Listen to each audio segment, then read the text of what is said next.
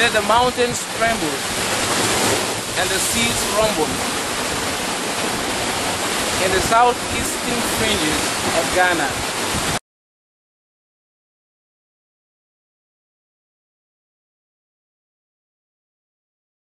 If you give a duck a chance, it will prefer to fly like a kite.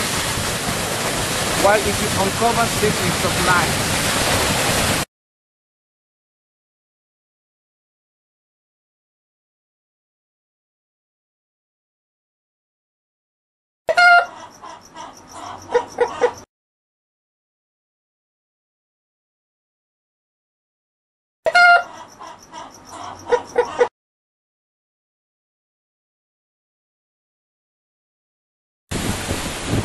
for that I hear the wretched stories of wars every day from sun up to sundown.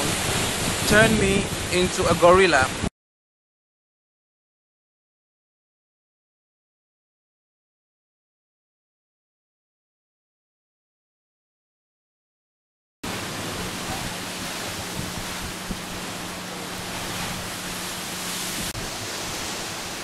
This poem is called the Prophecy of Nongqause. The strangers see stones of diamond around the Orange and Val rivers, like monstrous demons in want of human life, or as vampires in quest of the bloody rivulets of man. They mount their invasions from north, east, south, and west of the Tembu and Xhosa, trustees of their great ancestors' wide expanse of affluent lands. But the firearms of the aggressors are unfearing and bold, ruthless and cold, like the lion in the house of a sheep. So the Tembu and Xhosa hasten to the prophecy of a girl, Nongqause, the eye of the night, listener of the river gossips, and sacred winds from Drakensberg. So she steadfastly orders that if on a prescribed day all cattle and grains were killed and plundered, the stranger attackers will be driven deep into the sea. Will their fathers smile again or lie in mock disdain? On the chosen day, from plain to hill to valley, cattle and grain met their end on fangs of prophecy. But her peoples did never learn their ancient glory void of stain. For from famine and hunger, thousands died and died, from bright youth of day to the old wrinkles of gloomy night.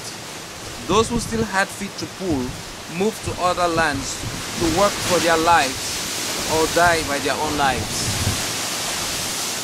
So this poem is a historical poem. Is situated around 1856 to 1857, and it talks about a girl, Nongqause, who was believed to have magical powers, who could see into the future, and the Xhosa and Tembu, who were being driven away from their lands by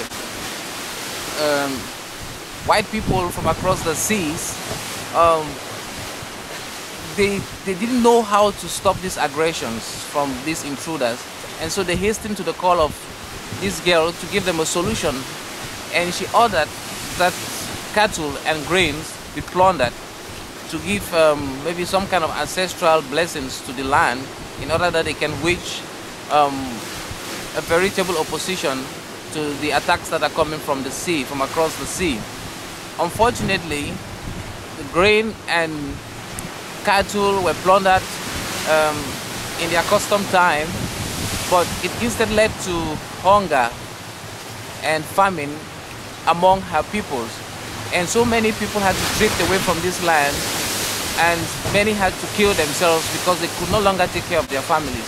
So this poem is trying to say sometimes there are practical ways of fighting aggression, and if we have to depend on mystical aspects in face of bombs and probably guns, in many cases it might not help. And such was the case with the Maji Maji in Africa as well, in Eastern Africa, that many people believed that the warriors had potent powers, but in face of bullets, many of them died.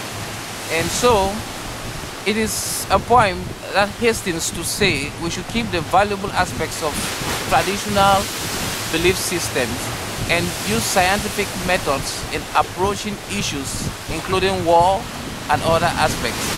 It does not really say that traditional aspects are out of order, but it says that we should use the relevant aspects of tradition to reinforce our scientific aspirations.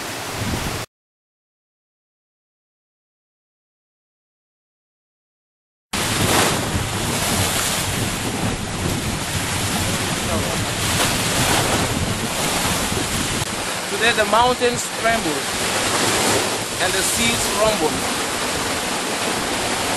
in the southeastern fringes of Ghana.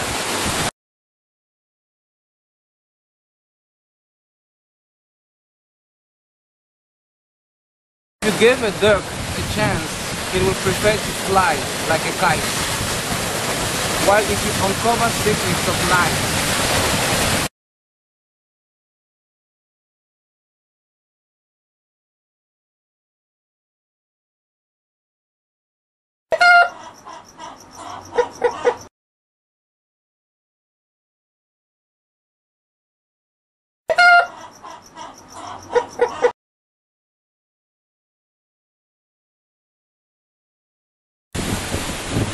for that I hear the wretched stories of wars every day from sun up to sundown, turn me into a gorilla.